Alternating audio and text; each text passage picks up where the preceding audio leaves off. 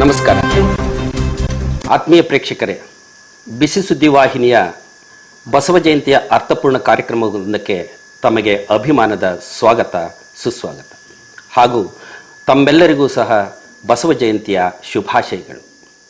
ಆತ್ಮೀಯ ಪ್ರೇಕ್ಷಕರೇ, ಕನ್ನಡ ನಾಡಿನ ಮಠ ಪರಂಪರೆಯಲ್ಲಿ ತನ್ನದೇ ಆದಂತಹ ವೈಚಾರಿಕ ನಿಲುವು, ಧನಾತ್ಮಕ ಚಿಂತನೆಗಳ ಮೂಲಕ ಸಮಾಜಮುಖಿ ಚಿಂತನೆಗೆ ಒಳಪಟ್ಟು ನಾಡಿನಾದ್ಯಂತ ಹೆಸರು ಮಾಡಿರುವಂಥ ಮಠವೆಂದರೆ ಸಾಣೇಹಳ್ಳಿಯ ಶ್ರೀಮಠ.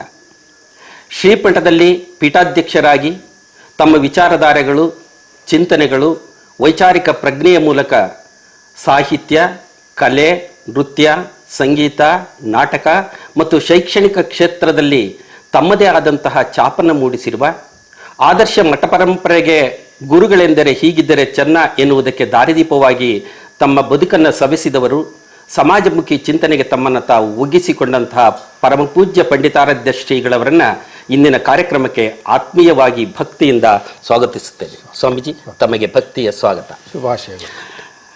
ಈ ಮಠ ಪರಂಪರೆಯಲ್ಲಿ ತಮ್ಮನ್ನು ತಾವು ತೊಡಗಿಸಿಕೊಂಡ ಆದ ಮೇಲೆ ಒಂದಷ್ಟು ಸಮಾಜಮುಖಿ ಚಿಂತನೆಗಳನ್ನು ಮಾಡುತ್ತಾ, ಬಸವ ತತ್ವದ ವಿಚಾರಗಳನ್ನು ಸಮಾಜಕ್ಕೆ ಹರಡುತ್ತಾ, ಅದರಲ್ಲಿ ವೈಚಾರಿಕತೆಯ ನೆಲೆಗಟ್ಟಿನಲ್ಲಿ ಬದುಕಿದ್ದರೆ ಹೇಗೆ ಚೆನ್ನ ಅನ್ನುವುದನ್ನು ತಿಳಿಸುತ್ತಾ ಹೊರಟವರು ತಾವು. ಆದರೆ ಈ ಹೊತ್ತಿನ ಬಸವ ಜಯಂತಿಯ ಹಬ್ಬಗಳು ಹೇಗಾಗಿದ್ದವೆಂದರೆ, ವರ್ಷಕ್ಕೊಮ್ಮೆ ಸಾಂಪ್ರದಾಯಿಕವಾಗಿ ಹಬ್ಬವನ್ನು ಆಚರಿಸುವಂಥ ನಿಟ್ಟಿನಲ್ಲಿ ಅದೊಂದು ಹಬ್ಬದ ರೀತಿ ಆಗಿ ಮರೆಯಾಗಿ ಹೋಗುತ್ತೆ. ಹಾಗಾದರೆ ಈ ಬಸವ ಜಯಂತಿಯನ್ನು ವರ್ಷವಿಡೀ ಅರ್ಥಪೂರ್ಣವಾಗಿ ಆಚರಿಸುವ ಬಗ್ಗೆ ನಿಮ್ಮ ಆಲೋಚನೆ ಏನ್ಬುದಿ? ತುಂಬ ಒಳ್ಳೆಯ ಪ್ರಶ್ನೆಯನ್ನು ಕೇಳಿದ್ರಿ. ಬಸವಣ್ಣ ಯಾವುದೋ ಒಂದು ದಿನಕ್ಕೆ ಸೀಮಿತವಾದಂಥ ವ್ಯಕ್ತಿ ಅಲ್ಲ. ಅಂದು ಇಂದು ಮುಂದೆ ಸಲ್ಲುವಂಥ ತತ್ವಗಳನ್ನು ಅವರು ಸಮಾಜಕ್ಕೆ ಬಿತ್ತಿ ಹೋಗಿದ್ದಾರೆ.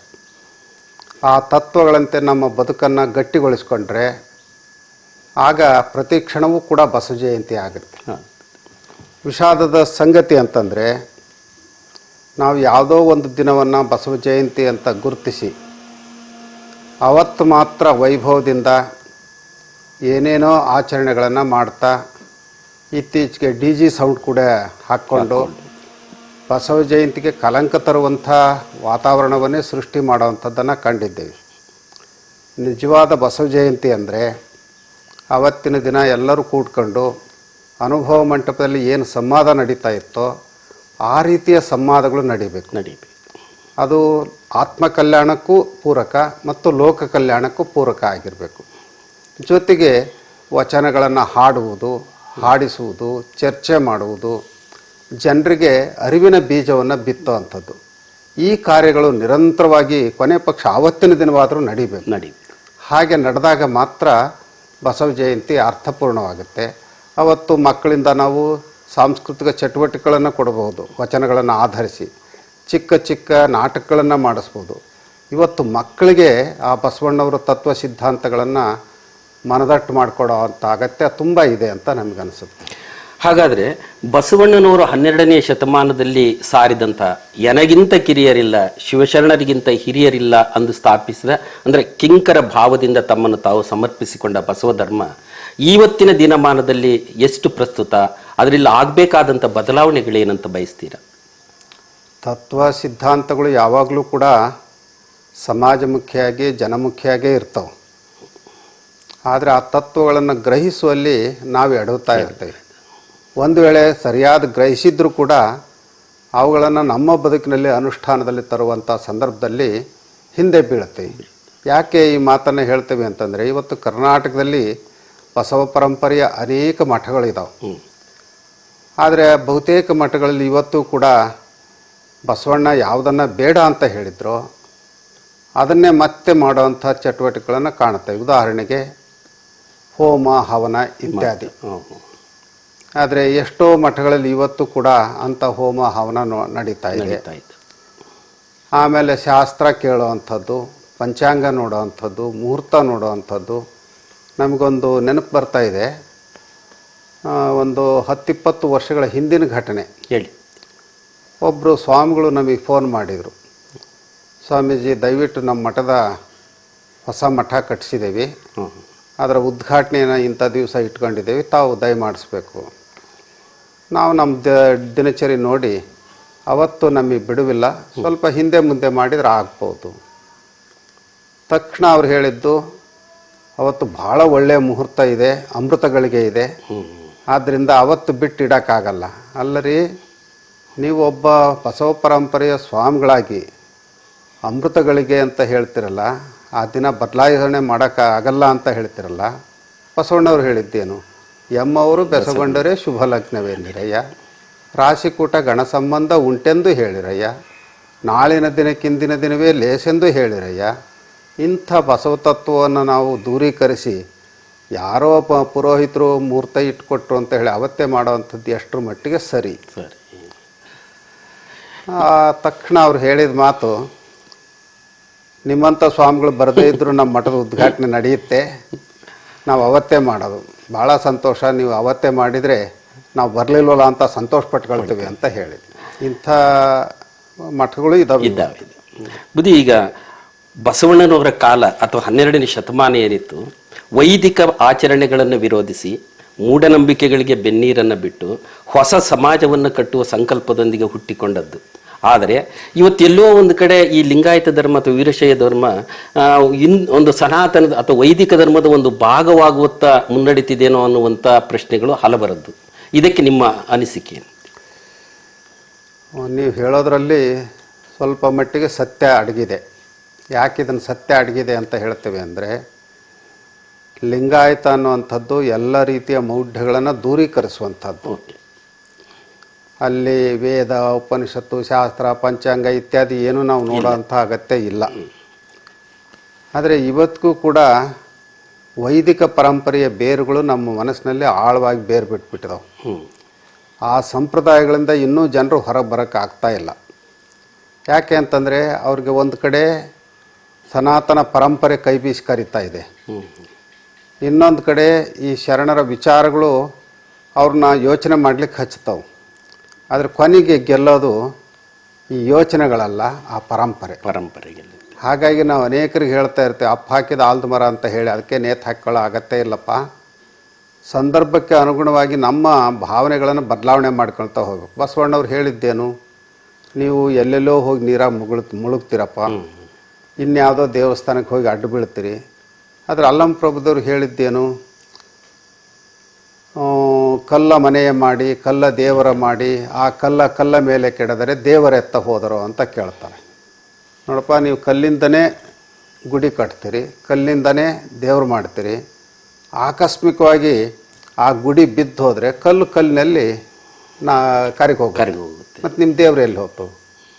ಹಾಗಾಗಿ ಮನುಷ್ಯ ದೇವರಾಗಬೇಕೆ ಹೊರತಾಗಿ ಈ ಶಿಲಾ ಪ್ರತಿಮೆಗಳು, ಅದು ಕಲ್ಲಿಂದ ಆಗ್ಬೋದು, ಕಟ್ಟಿಗೆದಾಗ್ಬೋದು, ಮಣ್ಣಿಂದ ಆಗ್ಬೋದು, ಅಥವಾ ಯಾವುದೋ ಲೋಹದ್ದಾಗ್ಬೋದು, ಅವುಗಳನ್ನು ನೀವು ದೇವರು ಅಂತ ನಂಬೋ ಅಗತ್ಯ ಇಲ್ಲ. ಮನುಷ್ಯ ದೇವರಾಗಬೇಕು ಅಂತ ಅವ್ರು ಹೇಳಿದರು. ನಮ್ಮ ಗ್ರಾಮೀಣ ಪ್ರದೇಶದ ಗಾದೆ ಮಾತು ಹೇಳೋದು ಅದನ್ನೇ, ತನ್ನ ಬಿಟ್ಟು ದೇವರಿಲ್ಲ, ಮಣ್ಣ ಬಿಟ್ಟು ಮಡಿಕೆ ಇಲ್ಲ. ಈ ನೆಲೆಯಲ್ಲಿ ಲಿಂಗಾಯತ ಧರ್ಮೀಯರು ಬಸವ ತತ್ವವನ್ನು ಅಪ್ಕೊಂಡಂಥವರು ತಮ್ಮ ಬದುಕಿನಲ್ಲಿ ಒಂದೊಂದೇ ತತ್ವಗಳನ್ನು ಜಾರಿಯಲ್ಲಿ ತಂದರೆ ಸಾಕು. ಮತ್ತು ನಮ್ಮದು ಆ ಧರ್ಮ ಈ ಧರ್ಮ ಹಂಗೆ ಹೇಳುತ್ತೆ, ನಮ್ಮ ಹಿರಿಯರು ಹಿಂಗೆ ಹೇಳಿದ್ದಾರೆ ಅಂತ ಹೇಳಿ ಆ ಬೆಕ್ಕು ಪೂಜೆ ಮಾಡ್ದಂಗೆ ಆಗಬಾರ್ದು. ನಿಮ್ಮ ಬೆಕ್ಕಿನ ಕತೆ ಗೊತ್ತಿರಬೇಕು. ಒಬ್ಬ ಹಿರಿಯರು ಅವ್ರ ಮನೆಯಲ್ಲಿ ಹಬ್ಬ ಮಾಡುವಾಗ ಒಂದು ಬೆಕ್ಕನ್ನು ಮುಚ್ಚಿಡ್ತಾ ಇದ್ರಂತೆ, ಪುಟ್ಟಿ ಹಾಕಿ. ಮುಂದೆ ಸ್ವಲ್ಪ ಕಾಲಗಳ ನಂತರ ಆ ಹಿರಿಯರು ಹೋದರು, ಬೆಕ್ಕು ಹೋಯಿತು. ಈಗ ಮನೆಯಾಗ ಹಬ್ಬ ಮಾಡಬೇಕು, ಮಕ್ಕಳಿಗೆ ಬೆಕ್ಕಿಲ್ವಲ್ಲ ಅಂತ ಯೋಚನೆ. ಕೊನೆ ಪಕ್ಕದ ಮನೆ ಬೆಕ್ಕು ಹಿಡ್ಕೊಂಬಂದು ಮುಚ್ಚಿಟ್ಟು ಪೂಜೆ ಮಾಡಿದ್ರಂತೆ. ಹಿರಿಯರು ಯಾಕೆ ಅದನ್ನು ಮುಚ್ಚಿಡ್ತಿದ್ರು ಅಂತ ಅವರು ಆಲೋಚನೆ ಮಾಡಲಿಲ್ಲ. ಬಹುಶಃ ಹಿರಿಯರು ಮಾಡಿದ್ದು ಯಾಕೆ ಅಂತಂದರೆ, ಆ ಬೆಕ್ಕು ಹಬ್ಬದ ಸಂದರ್ಭದಲ್ಲಿ ಅಟ್ಲಾಗಿ ಓಡಾಡಿ ಎಡೆ ಮುಟ್ಟಿ ಮತ್ತೇನೋ ಮಾಡಬಾರ್ದು ಅನ್ನೋ ಕಾರಣದಿಂದ ಮುಚ್ಚಿಡ್ತಿದ್ರು. ಆದರೆ ಇವರು ಅದನ್ನು ಅರ್ಥ ಮಾಡ್ಕೊಳ್ಳದೆ ಬೆಕ್ಕು ಮುಚ್ಚಿಡೋದು ಒಂದು ಸಂಪ್ರದಾಯ ಅಥವಾ ಧರ್ಮ ಅಂತ ಭಾವಿಸ್ಕೊಂಡ್ರು. ಈ ರೀತಿ ದಾರಿ ತಪ್ಪುವಂಥವ್ರಿಗೆ ಮತ್ತೆ ನಾವು ತಿಳಿಸಿ ಹೇಳಿ ಅವ್ರನ್ನ ಪರಿವರ್ತನೆ ಮಾಡೋವಂಥ ಕೆಲಸ ಮಾಡಬೇಕಾಗಿದೆ. ಅಂದು ಬಸವಣ್ಣನವರು ಏನು ತಮ್ಮ ವಿಚಾರಗಳನ್ನು ಸಮಾಜದ ಎಲ್ಲ ವರ್ಗದ ಜನರಿಗೆ ತಲುಪಿಸುವ ಕಾಯಕವನ್ನು ಮಾಡ್ತಾ ಹೊರಟರು. ಅವರ ಕಾಲಘಟ್ಟದಲ್ಲಿ ಅಂಬಿಗರ ಚೌಡಯ್ಯ, ಮಾದಾರ ಚೆನ್ನಯ್ಯ, ಡೋಹರ ಕಕ್ಕಯ್ಯ ಮುಂತಾದಂಥ ಸಮಾಜದ ಎಲ್ಲ ಬಂಧುಗಳನ್ನು ಒಂದು ಕಡೆ ಸೇರಿಸ್ತಾ ಇದ್ರು ಬುದ್ಧಿ. ಅಂದು ಬಸವಣ್ಣ ಮತ್ತು ಅವರ ಅನುಯಾಯಿಗಳು ಅಥವಾ ಶರಣ ಪರಂಪರೆ ಏನಿದೆ, ಹಲವರಿಗಾಗಿ ಅಥವಾ ಕೆಲವರಿಗಾಗಿ ಗುಡಿ ಕಟ್ಟುವ ಸಂಸ್ಕೃತಿಯನ್ನು ಬಿಟ್ಟು ಹಲವರಿಗಾಗಿ ಬದುಕನ್ನು ಕಟ್ಟಿಕೊಳ್ಳುವ ಒಂದು ಅನುಭವ ಮಂಟಪವನ್ನು ಸ್ಥಾಪಿಸಿದ್ದು ಎಷ್ಟೊಂದು ಔಚಿತ್ಯಪೂರ್ಣವಾಗಿತ್ತು ಅಂತೇಳಿ ಅನೇಕ ಸಂದರ್ಭಗಳಲ್ಲಿ ನೀವು ಅದನ್ನು ಪ್ರತಿಪಾದಿಸ್ತಾ ಬಂದಿದ್ದೀರಿ. ಈ ಹೊತ್ತು ಗುಡಿ ಸಂಸ್ಕೃತಿಗಿಂತ ಅನುಭವ ಕಟ್ಟಿಕೊಡುವಂಥ ಮಂಟಪಗಳು ಬೆಳಕಿ ಬರಬೇಕು ಅಂತ ತಾವು ಭಾವಿಸ್ತೀರಿ? ಖಂಡಿತ. ನೀವು ನಮ್ಮ ಮಠದ ಆವರಣದಲ್ಲಿ ಎಲ್ಲ ಕಡೆ ಸುತ್ತರಿದ್ರೆ ಎಲ್ಲೂ ಕೂಡ ನಿಮಗೊಂದು ದೇವಾಲಯಗಳು ಕಾಣೋದಿಲ್ಲ. ಬದಲಾಗಿ ಇಲ್ಲಿ ಕಾಣ್ತಾ ಇರೋವಂಥದ್ದು ಶಾಲಾ ಕಟ್ಟಡಗಳು, ಹೌದು, ರಂಗಮಂದಿರಗಳು, ಅದಕ್ಕೆ ಸಂಬಂಧಪಟ್ಟಂಥ ಚಟುವಟಿಕೆಗಳು. ಅದು ಏನು ತೋರಿಸ್ತಾ ಇದೆ ಅಂತಂದರೆ ಭಗವಂತ ಕೇವಲ 4 ಗೋಡೆಗಳ ಮಧ್ಯೆ ಇಲ್ಲ, ಆತ ಇಲ್ಲದೆ ಇರೋವಂಥ ಸ್ಥಳನೂ ಇಲ್ಲ. ಬಸವಣ್ಣವರೇ ಹೇಳ್ತಾರೆ, ಜಗದಗಲ ಮುಗಿಲಗಲ ಮಿಗೆಯಗಲ ನಿಮ್ಮಗಲ, ಪಾತಾಳದಿಂದ ಅತ್ತತ್ತ ನಿಮ್ಮ ಶ್ರೀಚರಣ, ಬ್ರಹ್ಮಾಂಡದಿಂದ ಅತ್ತತ್ತ ನಿಮ್ಮ ಶ್ರೀಮಕುಟ, ಅಗಮ್ಯ ಅಗೋಚರ ಅಪ್ರತಿಮ ಲಿಂಗವೇ ನೀವೆನ್ನ ಕರಸ್ಥಲಕ್ಕೆ ಬಂದು ಚುಳುಕಾದಿರಯ್ಯ ಅಂತ ಹೇಳ್ತಾರೆ. ಅಂಥ ಭಗವಂತನನ್ನು ಶರಣರು ಮತ್ತು ನೋಡಬೇಕಲ್ಲ, ಇಷ್ಟಲಿಂಗ ರೂಪದಲ್ಲಿ ನಮ್ಮ ಕರಸ್ಥಲಕ್ಕೆ ಕೊಟ್ಟರು. ಅದನ್ನು ನೀವು ಪೂಜೆ ಮಾಡಬೇಕು ಅಂತ ಹೇಳಿದರು. ಇದ್ರ ಬಗ್ಗೆನೇ ಅವರು ಅನುಭವ ಮಂಟಪದಲ್ಲಿ ಚರ್ಚೆ ಮಾಡ್ತಾಯಿದ್ರು. ವಿಷಾದದ ಸಂಗತಿ ಅಂದರೆ ಇವತ್ತು ಅನುಭವ ಮಂಟಪವೇ ಇರಲಿಲ್ಲ ಅಂತ ವಾದ ಮಾಡುವಂಥ ಪ್ರಾಜ್ಞರು ಹೆಚ್ಚಾಗಿಬಿಟ್ಟಿದ್ದಾರೆ. ಅಂಥವ್ರಿಗೆ ನಾವು ಹೇಳೋದಿಷ್ಟೇ, ಅನುಭವ ಮಂಟಪ ಇರಲಿಲ್ಲ ಅಂದರೆ ವಚನ ಸಾಹಿತ್ಯ ಇರ್ತಿರಲಿಲ್ಲ. ವಚನ ಸಾಹಿತ್ಯ ಇರಲಿಲ್ಲ ಅಂತಂದರೆ ಇವತ್ತು ಏನೇನೆಲ್ಲ ಪ್ರಗತಿ ಆಗಿದೆಯೋ ಅದು ಇರ್ತಿರಲಿಲ್ಲ. ನಮ್ಮ 15 ಸಂಪುಟಗಳು ಇವತ್ತು ಬೆಳಕಿಗೆ ಬರೋಕ್ಕೆ ಸಾಧ್ಯ ಇರಲಿಲ್ಲ. ಹಾಗಾಗಿ ಏನಾದರೂ ಒಂದು ಹೇಳಿಕೆಯನ್ನು ಕೊಡುವಾಗ ಅದರ ಐತಿಹಾಸಿಕತೆಯನ್ನು ಸರಿಯಾಗಿ ಪರಿಗಣಿಸಿ ಹೇಳಬೇಕಾಗತ್ತೆ. ಆದರೆ ಕೆಲವರಿಗೆ ಮತ್ತು ಯಾವುದೋ ಪರಂಪರೆ ಅವ್ರನ್ನ ಕೈ ಬೀಸಿ ಕರಿತಾ ಇರುತ್ತೆ. ನಾನು ಇಂಥದ್ದೊಂದು ಹೇಳಿಬಿಟ್ರೆ ದೊಡ್ಡವರಾಗ್ತೀವಿ ಅನ್ನುವಂಥ ಭ್ರಮೆಯಲ್ಲಿ ಬದುಕ್ತಾ ಇರ್ತಾರೆ. ಅವ್ರು ಏನೇನೋ ಹೇಳ್ತಿರ್ತಾರೆ. ಹಾಗೆ ಹೇಳಿದ ತಕ್ಷಣವೇ ಸತ್ಯ ಎಂದು ಸುಳ್ಳಾಗಲ್ಲ, ಸುಳ್ಳು ಎಂದು ಸತ್ಯ ಆಗಲ್ಲ.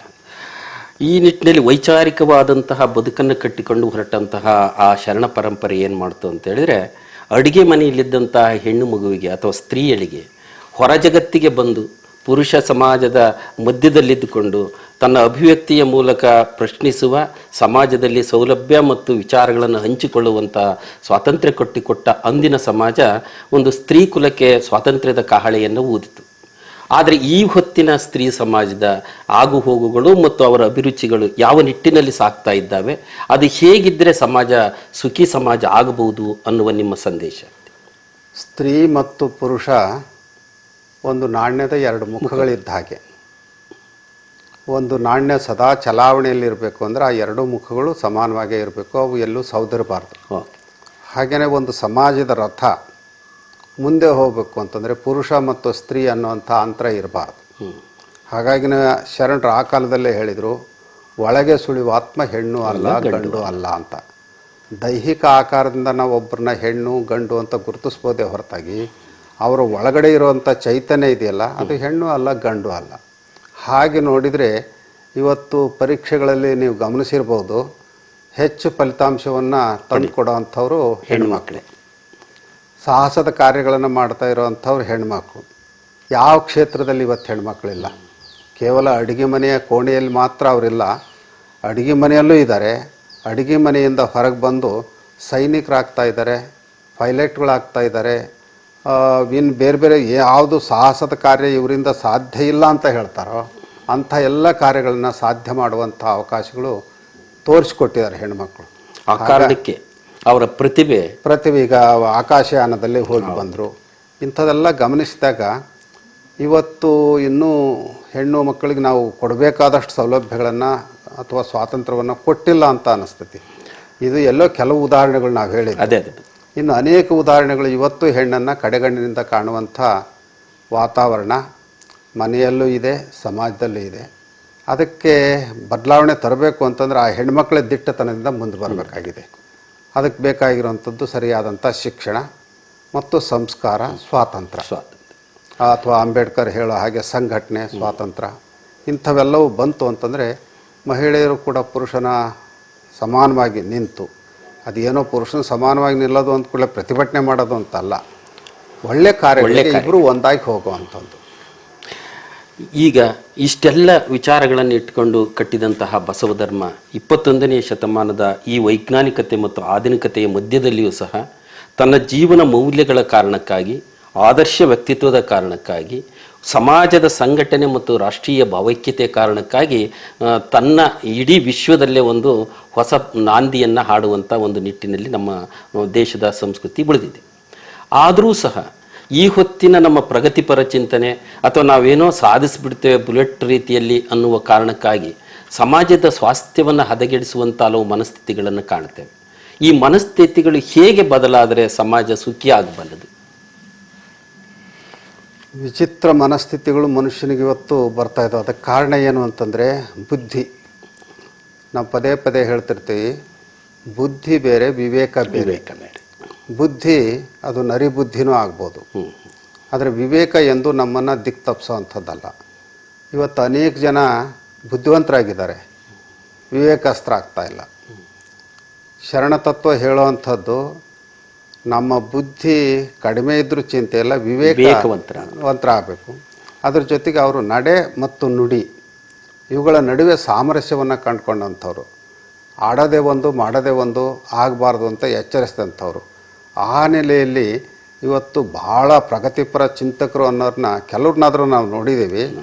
ಅವ್ರು ಏನು ಮಾಡ್ತಾರೆ ಅಂತಂದರೆ ಭಾಳ ಅದ್ಭುತವಾಗಿ ವಿಚಾರಗಳನ್ನು ಪ್ರತಿಪಾದನೆ ಮಾಡ್ತಾರೆ, ಆದರೆ ಅವರ ವ್ಯಕ್ತಿಗತ ಬದುಕು ಅತ್ಯಂತ ಕೊಳಕಾಗಿರುತ್ತೆ. ಆವಾಗ ಅವರು ಶರಣರ ತತ್ವಗಳನ್ನು ಹೇಳಿದರೂ ಕೂಡ ಪ್ರಯೋಜನ ಆಗಲ್ಲ. ಇನ್ನು ಕೆಲವರು ಬದುಕ್ತಾರೆ, ಅವ್ರಿಗೆ ಹೇಳೋವಂಥ ಸಾಮರ್ಥ್ಯ ಇರೋದಿಲ್ಲ. ಹಾಗಾಗಿ ನಾವು ಬಯಸುವಂಥದ್ದು ಇವತ್ತಿನ ಸಮಾಜ ಇನ್ನೂ ಸುಂದರವಾಗಿ ಎತ್ತರಕ್ಕೆ ಹೋಗಬೇಕು ಅನ್ನೋದಾದರೆ ಅವತ್ತೇನು ಅವರು ನಡೆ ನುಡಿ ಸಿದ್ಧಾಂತ ಅಂತ ಹೇಳಿದ್ರಲ್ಲ, ಆ ಸಿದ್ಧಾಂತವನ್ನು ಇವತ್ತು ಮನೆಯಿಂದ ಪ್ರಾರಂಭ ಆಗಬೇಕು, ಮಠದಿಂದ ಪ್ರಾರಂಭ ಆಗಬೇಕು, ಸಮಾಜದಿಂದ ಪ್ರಾರಂಭ ಆಗಬೇಕು. ಆಗ ಮತ್ತೆ ಆ ತತ್ವದ ನೆಲೆಯಲ್ಲಿ ಅವರೇನು ಕಲ್ಯಾಣ ರಾಜ್ಯ ಅಂತ ಕಟ್ಟಿದ್ರಲ್ಲ, ಆ ಕಲ್ಯಾಣ ರಾಜ್ಯವನ್ನು ಇವತ್ತಿಗೂ ಕೂಡ ನಾವು ಉಳಿಸ್ಕೊಂಡು ಹೋಗಲಿಕ್ಕೆ ಸಾಧ್ಯ ಆಗ್ಬೋದು. ಈಗ ಕೆಲವರು ಸತ್ಯವನ್ನು ಒಪ್ಪಿಕೊಳ್ಳದೆ ತಾವು ಹೇಳದೆ ತಾವು ತೆಗೆದುಕೊಂಡ ನಿರ್ಧಾರಗಳೇ ಸರಿ ಎನ್ನುವಂತಹ ಸ್ಥಿತಿಯಲ್ಲಿ ಹೇಳಿಕೆಗಳನ್ನು ಕೊಡೋದಾಗ್ಬೋದು, ತಮ್ಮ ನಿಜ ಬದುಕಿನಲ್ಲಿ ಸಮಾಜವನ್ನು ದಿಕ್ಕು ತಪ್ಪಿಸುವಂಥ ಕೆಲಸದಲ್ಲಿ ತೊಡಗಿರುವಂಥವರಿಗೆ ಯಾವ ರೀತಿಯ ಮಾರ್ಗದರ್ಶನದ ಮೂಲಕ ಅವರನ್ನು ಸರಿದಾರಿ ತರಬಹುದು? ಕೆಲವ್ರನ್ನ ಮಾರ್ಗದರ್ಶನ ಮಾಡಿದರೂ ಬದಲಾವಣೆ ಮಾಡಲಿಕ್ಕೆ ಆಗಲ್ಲ. ಅದು ಒಂದು ರೀತಿ ಬದ್ಧ ಜೀವಿಗಳು ಅಂತ ಹೇಳ್ತಿರ್ತಾರೆ. ಅವ್ರನ್ನ ಬದಲಾವಣೆ ಮಾಡ್ತೇವೆ ಅಂತ ಹೋಗಿ ನಾವು ನಮ್ಮ ಸಮಯವನ್ನು ಹಾಳು ಮಾಡಿಕೊಳ್ಳೋಕ್ಕಿಂತ ಒಳ್ಳೆಯ ಕೆಲಸ ಕಾರ್ಯಗಳು ಏನಿದೆಯೋ ಅದನ್ನು ನಾವು ಮುಂದುವರ್ಸ್ಕೊತಾ ಹೋಗಬೇಕು. ಅವ್ರನ್ನೇನೋ ಬದಲಾವಣೆ ಮಾಡ್ಕೊಳ್ತೇವೆ ಅಂತ ನಾವು ಹೇಳಕ್ಕೆ ಹೋದರೆ ಅವ್ರು ಮತ್ತು ನಾಳೆ ನಮ್ಮ ಮೇಲೆ ಇಲ್ಲದ ಸಲ್ಲದ ದೂರುಗಳನ್ನು ಹೇಳ್ತಾ ಇಡೀ ಸಾಮಾಜಿಕ ವಾತಾವರಣವನ್ನು ಹದಗೆಡಿಸೋವಂಥ ಸಾಧ್ಯತೆ ಇರುತ್ತೆ. ಹಾಗಾಗಿ ಯಾರು ತಿದ್ಕೊಳ್ಳೋವಂಥ ಮನಸ್ಥಿತಿ ಇದೆಯೋ, ಯಾರು ವಿವೇಕಗಳಾಗಿದ್ದಾರೋ ಅವ್ರಿಗೆ ಹೇಳ್ಬೋದು. ಕೆಲವರು ಅವಿವೇಕಗಳಂತೆ ವರ್ತನೆ ಮಾಡ್ತಾ ಇರ್ತಾರೆ. ಅಂಥ ಅವಿವೇಕಗಳನ್ನು ಕಟ್ಕೊಂಡು ಏನು ಮಾಡೋದಿದೆ? ಉದಾಹರಣೆಗೆ ಇತ್ತೀಚೆಗೆ ಈಗೆಲ್ಲ ಒಂದು ವರ್ಷ ಆಯ್ತು ಹೆಚ್ಚು ಕಡಿಮೆ, ವಚನ ದರ್ಶನ ಅನ್ನೋಂಥ ಒಂದು ಕೃತಿ ಹೊರಬಂದದ್ದು. ಆ ಕೃತಿಯಲ್ಲಿರುವಂಥ ಲೇಖನಗಳನ್ನು ಓದಿದರೆ ಅದು ಬಸವ ತತ್ವಕ್ಕೆ ದ್ರೋಹ ಬಗೆಯೋ ಕೃತಿ ಅಂತ ನಾವು ಅದನ್ನ ಪ್ರತಿಪಾದನೆ ಮಾಡ್ತಾನೆ ಬಂದಿದ್ದೀವಿ, ಲೇಖನಗಳನ್ನು ಬರೆದಿದ್ದೀವಿ. ಆದರೂ ಕೂಡ ಆ ಕೃತಿಯ ಲೇಖಕರಾಗಲಿ ಅದರ ಸಂಪಾದಕರಾಗಲಿ ತಮ್ಮ ಮನಸ್ಥಿತಿಯನ್ನು ಬದಲಾಯಿಸ್ಕೊಳ್ಳುವಂಥ ಒಂದು ಗಟ್ಟಿತನ ಅವ್ರಿಗೆ ಬಂದಿಲ್ಲ. ಮತ್ತು ಅಂಥವ್ರಿಗೆ ನೀವು ಏನು ಹೇಳಿ ಏನು ಉಪಯೋಗ ಆದೀತು? ಅಲ್ಲ, ಈ ರೀತಿ ಒಂದು ಕೃತಿಯ ಅಥವಾ ಯಾವುದೇ ಒಂದು ಕೆಲಸದ ಆಗುಹೋಗುಗಳು ಸರಿತಪ್ಪುಗಳನ್ನು ತಿದ್ದಿಕೊಳ್ಳದೆ ಹಲವು ಮಠಾಧೀಶರು ಕೃತಿಯ ಪರವಾಗೇ ಪ್ರಚಾರ ಮಾಡುವಂಥದ್ದು, ಮತ್ತೆ ಕೆಲವರನ್ನು ಇಕ್ಕಟ್ಟಿಗೆ ಸಿಲಿಸುವಂತೆ ದ್ವಂದ್ವ ಹೇಳಿಕೆಗಳನ್ನು ಕೊಡುವಂಥದ್ದು ಮಾಡುವಂಥದ್ದಕ್ಕೆ ಒಂದು ಇತಿಶ್ರೀ ಆಡಬಹುದಾದಂಥ ಸಂದರ್ಭಗಳು ಒದಗಿ ಬರ್ಬೋದಾ? ಇತಿಶ್ರೀ ಹಾಡಬೇಕು ಅನ್ನೋ ಕಾರಣಕ್ಕಾಗಿಯೇ ಈಗ ಅವ್ರು ಎಷ್ಟು ಜಾಣತನ ಮಾಡಿರ್ತಾರೆ ಅಂತಂದರೆ ಮುಳ್ಳನ್ನು ಮುಳ್ಳಿನಿಂದಲೇ ತೆಗಿಬೇಕು ಅನ್ನೋವಂಥದ್ದು ಅವ್ರ ಧೋರಣೆ. ಹಾಗಾಗಿ ಆ ಕೃತಿಯ ಸಂಪಾದಕರು ಒಬ್ಬ ಲಿಂಗಾಯತ ಸ್ವಾಮಿಗಳು, ಆ ಕೃತಿಯಲ್ಲಿ ಲೇಖನ ಬರೆದಿರೋವಂಥವ್ರು ಕೆಲವರು ಲಿಂಗಾಯತರು. ಹಾಗಾಗಿ ಯಾರಿಂದ ನಾವು ಏನು ಮಾಡಿಸಿದರೆ ನಮ್ಮ ಬೇಳೆ ಬೇಯಿಸ್ಕೋಬೋದು ಅಂತ ಅವ್ರು ಆಲೋಚನೆ ಮಾಡಿ ಆ ಥರ ಮಾಡಿದರು. ಆಮೇಲೆ ಮುಂದೆ ಅವರು ಅದನ್ನು ಬಿಡುಗಡೆ ಮಾಡುವ ಕೃತಿಯನ್ನು ನೀವು ಗಮನಿಸಿರಬೇಕು, ಅದಕ್ಕೊಂದು 40-50 ಸಾವಿರ ಖರ್ಚಾಗಿರ್ಬೋದು ಆ ಕೃತಿ ಪ್ರಕಟ ಮಾಡಲಿಕ್ಕೆ. ಆದರೆ ಅದನ್ನು 16 ಕಡೆ ದೊಡ್ಡ ದೊಡ್ಡ ನಗರಗಳಲ್ಲಿ ಬಿಡುಗಡೆ ಮಾಡೋವಂಥ ಕೆಲಸ ಮಾಡಿದರು. ಅದಕ್ಕೆ ಲಕ್ಷಗಟ್ಟಲೆ ಖರ್ಚು ಮಾಡಿದರು. ಅದಕ್ಕೂ ಕೂಡ ಅವ್ರು ಮತ್ತೆ ಆಹ್ವಾನಿಸಿದ್ದು ಯಾರನ್ನ ಅಂದರೆ ಲಿಂಗಾಯತ ಸ್ವಾಮಿಗಳನ್ನು. ಯಾವಾಗ ಇದರ ಪ್ರತಿಭಟನೆ ಜಾಸ್ತಿ ಆಯಿತೋ ಆಗ ಆ ಲಿಂಗಾಯತ ಸ್ವಾಮಿಗಳಿಗೆ ಅರಿವಾಯಿತು, ಈ ಕೃತಿಯ ಒಳಗಡೆ ಏನೋ ಸತ್ವ ಇಲ್ಲ ಅಂತ ಗೊತ್ತಾಯಿತು ಅಂತ ಹೇಳಿ ಅನೇಕ ಕಡೆ ಯಾವ ಲಿಂಗಾಯತ ಸ್ವಾಮಿಗಳು ಕೂಡ ಅದಕ್ಕೆ ಬೆಂಬಲಿಸಲಿಲ್ಲ. ಹಾಗಾಗಿ ಆ ಲಿಂಗಾಯತ ಸ್ವಾಮಿಗಳು ನಾವು ಇವತ್ತು ಅಭಿನಂದಿಸಿ, ಗೊತ್ತಿಲ್ಲದೆ ನಮ್ಮನ್ನು ಕರೆದಾಗ ನಾವು ಹೋಗಿರ್ತೀವಿ. ಖಂಡಿತ ಹೋದಾಗ ಆ ಕೃತಿಯನ್ನು ನೋಡಿದಾಗ ನಾವು ಹೋಗಿ ಅದನ್ನೇ ಹೇಳಬೇಕಾಗತ್ತೆ, ಚೆನ್ನಾಗಿಲ್ಲ ಅಂತಾನೆ. ಚೆನ್ನಾಗೈತಿ ಅಂತ ನಾವಂತೂ ಅವ್ರು ಕರೆಸಿದ್ದಾರೆ, ಅವ್ರಿಗೆ ಅವ್ರ ಮರ್ಜಿಗೆ ನಾವು ಹೋಗಿದ್ದೇವೆ ಅಂತ ಹೇಳಿ ಅವ್ರಿಗೆ ಒಪ್ಪ ಹಾಗೆ ಮಾತಾಡೋಂಥ ಗುಣ ನಮ್ಮಲ್ಲಂತೂ ಇಲ್ಲ. ಅಲ್ಲಿ ನೇರವಾಗಿ ನಾವು ಅದನ್ನು ವಿರೋಧಿಸ್ತೇವೆ. ಅಂಥ ಕೆಲಸನ ಇವತ್ತು ಕೆಲವರು ಹೋಗದೇನೆ ಮಾಡಿದ್ದಾರೆ. ಒಟ್ಟಾರೆ ತಮ್ಮ ಜೀವಿತದ ಅಥವಾ ತಮ್ಮ ಈ ವೃತ್ತಿ ಬದುಕಿನ ಅಂದರೆ ಗುರು ಪರಂಪರೆಯ ಶ್ರೇಷ್ಠತೆಯನ್ನು ಕಾಯ್ದುಕೊಂಡು ಒಬ್ಬ ಆದರ್ಶ ಚಿಂತಕರಾಗಿ ವೈಚಾರಿಕ ನೆಲೆಗಟ್ಟಿನಲ್ಲಿ ಸಮಾಜಮುಖಿಯಾಗಿ ಚಿಂತನೆಯನ್ನು ಮಾಡ್ತಾ ಈ ಸಮಾಜವನ್ನು ಒಂದು ಸರಿದಾರಿಗೆ ಕೊಂಡೊಯ್ಯಬೇಕು ಅನ್ನೋ ನಿಟ್ಟಿನಲ್ಲಿ ನೀವು ಅನೇಕ ಸಾಂಸ್ಕೃತಿಕ ಕಾರ್ಯಕ್ರಮಗಳ ಮೂಲಕವೂ ಸಹ ಈ ಕೆಲಸವನ್ನು ಮಾಡ್ತಾ ಜಾಗೃತಿಯನ್ನು ಮಾಡ್ತಾ ಹೊರಟಿದ್ದೀರಿ. ಇಂತಹ ಒಂದಷ್ಟು ವಿಚಾರಗಳನ್ನು ಹೊತ್ತು ಅನೇಕ ಜನ ಸ್ವಾಮೀಜಿಗಳಿಗೆ ಇದೆಲ್ಲ ಮಾಡಬೇಕು ಅನ್ನೋ ಮನಸ್ಥಿತಿ ಇದ್ದರೂ ಬೆಂಬಲದ ಕೊರತೆಯಿಂದಲೋ ಅಥವಾ ಬಲ ಇಲ್ಲವನ್ನ ಕಾರಣತೆಯಿಂದಲೋ ಕೆಲವರು ಸುಮ್ಮನೆ ಇರುವಂಥ ಮೌನದ ವ್ರತದಲ್ಲಿದ್ದಾರೆ. ಅವರಿಗೆ ನಿಮ್ಮ ಸಂದೇಶ ಏನು? ಭಾಳ ಜನರು ನೀವು ಹೇಳಿದ ಅಭಿಪ್ರಾಯದಲ್ಲೂ ಇದ್ದಾರೆ. ಬೆಂಬಲ ಇಲ್ಲ ಅಂತಲ್ಲ, ಬಲ ಇಲ್ಲ ಅಂತಲ್ಲ, ಬದಲಾಗಿ ಬದ್ಧತೆ ಇಲ್ಲ ಅಂತ ಹೇಳಬೇಕಾಗತ್ತೆ. ಎರಡನೇದು ಯಾಕೆ ಬೇಕಪ್ಪ ನಮಗೆ? ಯಾರಿಗೆ ಬದ್ಧತೆ ಇರುತ್ತೋ ಅಂದರೆ, ಯಾರಿಗೆ ಬದ್ಧತೆ ಇರುತ್ತೋ ಅವ್ರಿಗೆ ಬಲನೂ ಬೇಕಾಗಿಲ್ಲ ಅಥವಾ ಇನ್ಯಾವುದೋ ಬಾಹ್ಯ ಶಕ್ತಿಯ ಪ್ರೇರಣೆಯೂ ಬೇಕಾಗಿಲ್ಲ. ಖಂಡಿತ. ನಾವು ಇಲ್ಲೇ ಒಂದು ಮಠಾಧಿಪತಿಗಳಿಗೆ ಒಂದು ಕಮ್ಮಟ ಮಾಡಿದ್ವಿ ಕಳೆದ ವರ್ಷ. ಹೌದು. ಅದು ಶುದ್ಧ ಬಸವ ತತ್ವದ ಹಿನ್ನೆಲೆಯಲ್ಲಿ. ಆಗ ಬಂದಂಥ ಅನೇಕ ಮಠಾಧಿಪತಿಗಳು ಬುದ್ಧಿ, ನಾವು ಇದುವರೆಗೂ ಹೋದ ದಾರಿನೇ ಬೇರೆ, ಈಗ ಕಾಣ್ತಾ ಇರೋ ದಾರಿನೇ ಬೇರೆ, ನಾವೆಲ್ಲ ವೈದಿಕ ಪರಂಪರೆಯಲ್ಲೇ ಬಂದುಬಿಟ್ಟಿದ್ದು ಇದುವರೆಗೂ, ಈಗ ನಮಗೆ ಸ್ವಲ್ಪ ಅರ್ಥ ಆಯಿತು, ಇನ್ನು ಮುಂದೆ ನಾವು ಬದಲಾಯಿಸ್ಕೊಳ್ತೇವೆ ಅಂತ ಹೇಳಿದವರು ಇದ್ದಾರೆ. ಮತ್ತು ಕೆಲವರು ಬುದ್ಧಿ, ನಿಮ್ಮಂಗೆ ಧೈರ್ಯದಿಂದ ನಾವು ಅವನ್ನೆಲ್ಲ ಬದಲಾವಣೆ ಮಾಡೋಕ್ಕಾಗಲ್ಲ, ನಾಳೆ ನಾವೆಲ್ಲರ ಇಂಥದಕ್ಕೆಲ್ಲ ಕರಿಬೇಡ್ರಿ, ಇದು ಮೌಢ್ಯ ಅಂತ ಹೇಳಿಬಿಟ್ರೆ ನಮ್ಮ ಶಿಷ್ಯರು ನಮ್ಮನ್ನು ಬಿಟ್ಟು ಹೋಗಿಬಿಟ್ರೆ ಗತಿ ಏನು ಅಂತ ತಮ್ಮ ಅಸ್ತಿತ್ವದ ಬಗ್ಗೆನೂ ಆಲೋಚನೆ ಮಾಡಿದಂಥವ್ರು ಇದ್ದಾರೆ. ಆವಾಗ ನಾವು ಹೇಳಿದ್ವಿ, ನೋಡ್ರಿ, ಒಂದು ಹೊಟ್ಟೆ ಹೊರಿಲಿಕ್ಕೆ ನಾವು ಇನ್ನೊಬ್ಬರನ್ನ ಆಶ್ರಯದಲ್ಲೇ ಇರಬೇಕು ಅಂತ ಏನಿಲ್ಲ. ಭಗವಂತ ನಮಗೆ ರಟ್ಟೆ ಕೊಟ್ಟಿದ್ದಾನೆ, ಬುದ್ಧಿ ಕೊಟ್ಟಿದ್ದಾನೆ, ನಾವು ದುಡ್ಕೊಂಡು ಊಟ ಮಾಡ್ಬೋದು. ಅದಕ್ಕಾಗಿ ನಾವು ಭಕ್ತರನ್ನೇ ಅವಲಂಬಿಸಿ ಜೀವನ ಮಾಡಬೇಕಾಗಿಲ್ಲ. ಅಂಥ ಕೆಲಸವನ್ನು ಬಸವಣ್ಣವರು ಅವತ್ತೇ ಮಾಡಿದ್ರು. ಆವಾಗ ತಮ್ಮ ತತ್ವಗಳಿಗೆ ಧಕ್ಕೆ ಬಂತು. ಅವ್ರು ಹೇಳಿದರು, ನನಗೆ ತತ್ವ ಮುಖ್ಯನೇ ಹೊರತಾಗಿ ಆದರ್ಶ ಮುಖ್ಯವೇ ಹೊರತಾಗಿ ಈ ಅಧಿಕಾರ ಮುಖ್ಯ ಅಲ್ಲ ಅಂತ ಹೇಳಿ ಬಿಜ್ಜಳನ ಅಧಿಕಾರವನ್ನು ತ್ಯಾಗ ಮಾಡಿ ಹೊರಗೆ ಬಂದರು ಬಸವಣ್ಣವರು. ಅವ್ರಿಗೆ ಮುಖ್ಯವಾಗಿದ್ದೇನಲ್ಲಿ ನೀಲ ಶೀಲ ಬೇರೆ ಬೇರೆ ಜನಾಂಗದವರು ಇವ್ರು ಮದುವೆ ಮಾಡಬೇಡ್ರಿ ಅಂತ ಹೇಳಿದರು. ಆದರೆ ಅವರಿಬ್ಬರು ಬೇರೆ ಬೇರೆ ಜನಾಂಗದವರಲ್ಲ, ಬದಲಾಗಿ ಇಬ್ಬರು ಲಿಂಗಧಾರಿಗಳಾಗಿ ಶಿವಭಕ್ತರಾಗಿದ್ದಾರೆ. ಶಿವಭಕ್ತರಲ್ಲಿ ಮದುವೆ ಮಾಡೋದ್ರಲ್ಲಿ ತಪ್ಪೇನಿದೆ, ನಾನು ಮದುವೆ ಮಾಡೇ ಮಾಡ್ತೀನಿ ಅಂತ ಬಸವಣ್ಣವ್ರು ಬಿಜ್ಜಳನಿಗೆ ದಿಟ್ಟವಾಗಿ ಉತ್ತರ ಕೊಟ್ಟರು. ಅದರ ಪರಿಣಾಮವಾಗಿಯೇ ಹಾಗಿದ್ದರೆ ಅಧಿಕಾರದಲ್ಲಿ ಮುಂದುವರಿತೀರಾ ಅಂತ ಕೆಲವು ಕುಹಕಿಗಳು ಹೇಳಿದರು. ನನಗೆ ಅಧಿಕಾರದಲ್ಲಿ ಮುಂದುವರಿಬೇಕು ಅಂತ ಇಲ್ಲ, ಆದರ್ಶದಲ್ಲಿ ಮುಂದುವರಿಬೇಕು ಅಂತ ಇದೆ. ಹಾಗಾಗಿ ಆದರ್ಶಕ್ಕಾಗಿ ಅಧಿಕಾರವನ್ನೇ ತ್ಯಾಗ ಮಾಡ್ತೀನಿ ಅಂತ ಮಾಡಿದರು. ಆ ಗಟ್ಟಿತನ ನಮ್ಮಲ್ಲಿ ಬರಬೇಕಾಗಿದೆ. ಒಟ್ಟಾರೆ ಬಸವ ಜಯಂತಿಯ ಈ ಶುಭ ಸಂದರ್ಭದಲ್ಲಿ ಒಂದಷ್ಟು ನೇರ ಮತ್ತು ಜಾಗೃತಿ ಮೂಡಿಸುವ ಮಾತುಗಳ ಮೂಲಕ ಸಮಾಜಕ್ಕೆ ಒಳ್ಳೆಯ ಸಂದೇಶವನ್ನು ಕೊಟ್ಟಿದ್ದೀರಿ. ಮುಂದಿನ ಸಂಚಿಕೆಯಲ್ಲಿ ಮತ್ತೆ ಭೇಟಿ ಆಗ್ತೀನಿ ಗುರುಗಳೇ. ತಮಗೆ ಧನ್ಯವಾದ. ಒಳ್ಳೆಯ